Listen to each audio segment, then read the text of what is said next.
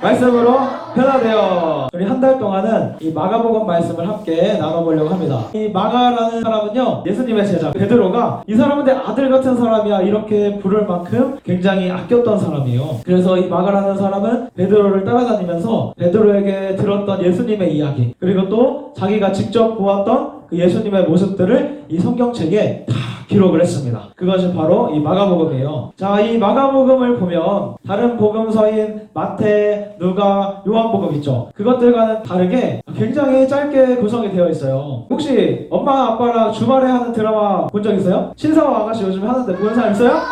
바로 알아듣는구나. 그거 지금 몇 회까지 했어요? 거의 40회까지 했죠? 그렇게 되게 길잖아요. 그러면 이제 천천히 이제 내용을 진행되는데, 요즘에 드라마 보면은 10편, 16회 막 이렇게 하잖아요. 그러면 짧은 시간에 긴장감 있게 이야기가 펼쳐지죠. 그런 게 바로 이 마가복음인 거예요. 마가복음은 중요한 것들로만 싹싹싹싹 구성해가지고 재밌게 보여주는 겁니다. 그렇게 신속하고 생생하게 보여주면서 예수님이 누구신지, 예수님을 어떻게 따라가야 되는지를 우리에게 가르쳐주고 있는 성경이 이 마가복음입니다. 그러니까 뉴스를 보면 이전에 벌어진 일인데 마치 지금 내가 벌어진 일을 보는 것과 같은 생생한 효과를 내는 것처럼, 이 마가복음 성경책을 보면요, 마찬가지로 옛날에 있었던 예수님에 관련된 일인데 마치 지금 일어나는 일처럼 생생하게 예수님에 대해서 보여주고 있는 거예요. 그래서 우리 2월 한 달간 이 마가복음이라는 성경책을 통해서 예수님을 더 가까이에서 만나는 시간이 되기를 소망합니다.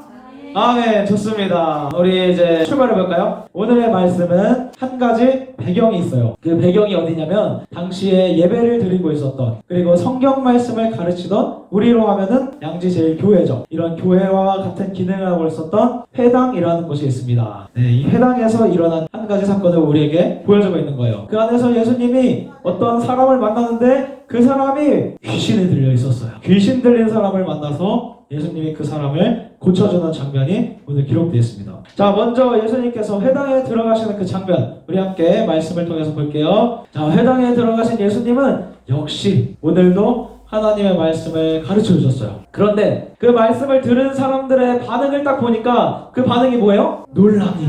깜짝 놀란 거예요. 자, 보통 사람들은 언제 놀라움을 느끼나요? 뭔가 신기한 걸 보거나, 그리고 깜짝 놀랄 만한 사건을 듣거나, 새로운 걸 딱 들으면 깜짝 놀라잖아요. 자, 이제 그러면 한번 생각해 볼까요? 그 회당이라고 하는 곳, 오늘 예수님이 들어가신 곳이 어떤 곳이라고 얘기했냐면 예배를 드리고 말씀을 가르쳐주는 곳이라고 얘기해줬잖아요. 그렇다는 것은 예수님이 오시기 이전에도 하나님의 말씀이 계속 들려주고 있었던 곳이 이 회당이라는 곳이에요. 그런데 왜 사람들이 예수님이 오셔서 말씀을 딱 전하니까 갑자기 놀랐을까요? 지금 회당에 있는 사람들은 예수님이 전하고 있는 것과 같은 이런 말씀을 한 번도 들어본 적이 없는 거예요. 야, 그것을 성경 말씀이 기록을 해주고 있습니다. 예수님을 보고 권위 있는 자와 같고 지금까지 말씀을 가르치고 있었던 서기관들, 이 사람들과 같지 않다고 얘기를 해주는 겁니다. 지금까지 말씀을 가르쳤던 이 서기관들과 예수님이 전한 말씀이 분명하게 달랐다는 거예요. 자, 이런 사실이 우리에게 말해주는 것이 한 가지 있는데, 그것은 뭐냐면 이 말씀을 잘 가르쳐줘야 되는 것이 이 회당이라는 것인데 그 기능이 다 망가져 있었던 겁니다. 우리 예수님이 오늘 회당에 찾아가신 이유가 바로 이것입니다. 예수님이 회당에 찾아가셔서 그동안 망가져 있던 말씀을 다시 회복시키고 일으키기를 원하셨던 거예요. 주님은 그 안에서 귀신 들린 사람을 만나셔서 그 사람을 고치게 되죠. 우리 23절과 24절 말씀 함께 보겠습니다. 이 말씀을 보니까 회당 안에 말씀이 진짜 얼마나 잘못되어 있었는지를 딱 가르쳐주는 장면이에요. 회당 안에 있는 서기관들은 예수님이 딱 왔는데 이 사람이 누군지, 이 사람이 뭐하는 사람인지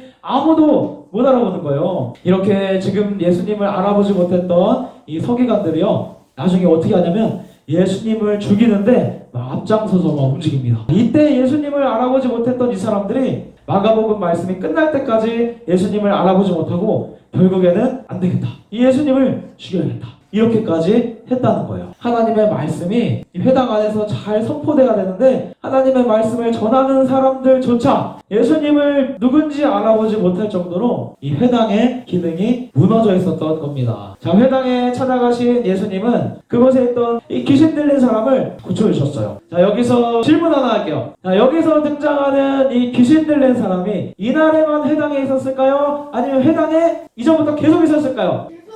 계속 있었어요. 정답입니다. 예수님이 오시기 이전부터 회당 한쪽에서 계속 있어왔던 사람이 이 귀신 들린 사람이었습니다. 자, 그렇다는 것은 이 사람이 회당에 있으면서 계속해서 어떻게 해요? 서기관들이 전해주는 그 말씀을 계속 듣고 있었던 거예요. 야, 오늘도 하나님의 말씀을 듣고 내일도 하나님의 말씀을 듣고 이 귀신 들리는 사람이 계속해서 말씀을 듣고 있었던 겁니다. 자, 그런데 서기관들이 전하는 말씀은 이 귀신 들린 사람을 변화시키지 못했어요. 그런데 오늘 서기관들과 다르게 진짜 진리의 말씀을 가지고 걸어간 우리 예수님께서는 한마디 말씀으로 이 사람을 변화시키셨습니다. 자, 이것이 바로 오늘 예수님께서 이 회당을 찾아오신 이유인 거예요. 하나님의 말씀이 살아 움직여서 다시 말씀을 통해서 놀라운 변화가 일어나는 이 회당 그리고 이 교회 되기를 예수님이 원하시는 겁니다. 여기에 있는 친구들 중에도 진짜 오랫동안 교회를 다닌 친구들이 있어요. 진짜 오랫동안 교회를 다녔는데 초등학교 1학년 때 내 모습하고 지금의 모습하고 진짜 예수님 제자처럼 변화가 되어 있는지 우리 진짜 생각을 많이 해봐야 되는 겁니다. 그래서 계속해서 말씀을 듣고 있고 다큐 양육도 받고 있고 이렇게 한데 내 삶에 일어난 변화는 무엇인가요? 생각을 해봐야 되는 거예요.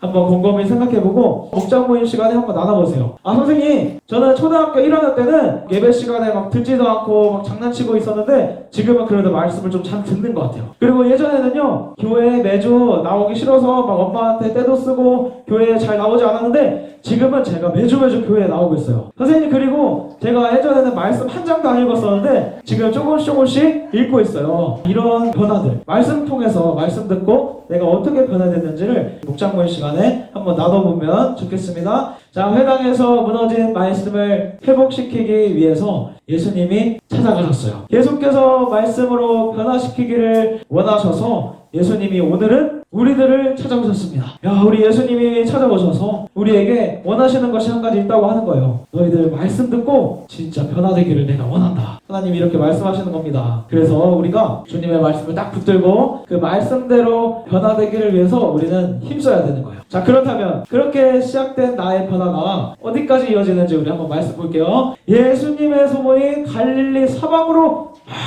퍼져가는 거예요. 예수님의 영향력은 예수님을 직접 보지 않아도 멀리까지 소문이 퍼지는 진짜 놀라운 영향력이 우리 예수님한테 있습니다. 어떻게 이 예수님의 소문이 오늘 이렇게 멀리까지 퍼져갔을까요? 누구를 통해서 퍼져갔을까? 바로 회당에서 예수님의 말씀을 들었던 그 사람들이 예수님의 말씀을 듣고 깜짝 놀래가지고 야, 안 되겠다. 이 말씀은 나만 들을 수 없어. 전파해야겠다. 하면서 예수님을 막 전했던 거예요. 말씀을 들었던 사람이 변화되어서 예수님을 전하기 시작했던 겁니다. 그 역할을 지금 오늘은 우리들이 해야 되는 거예요. 정말 어렵겠지만 한번 노력을 해봐야 되는 겁니다. 말씀을 잘 듣고 하나님의 말씀대로 내 삶을 변화시키기 위해서 우리는 진짜 힘을 써야 돼요. 내 힘으로는 할 수 없지만 하나님께서 도와주실 거예요. 자, 그런 노력을 통해 내 삶이 조금씩 변화될 때에 나를 통해서 예수님의 이름이 막 전해지는 거예요. 자, 그러니까 우리 친구들, 이 말씀을 우리가 오늘 딱 붙들고 먼저는 누구를 변화시켜야 돼요? 나를 먼저 변화를 시킨 다음에 내 친구, 그리고 나의 부모님, 그리고 내 친척들에게 가서 우리 같이 예수님 믿어요.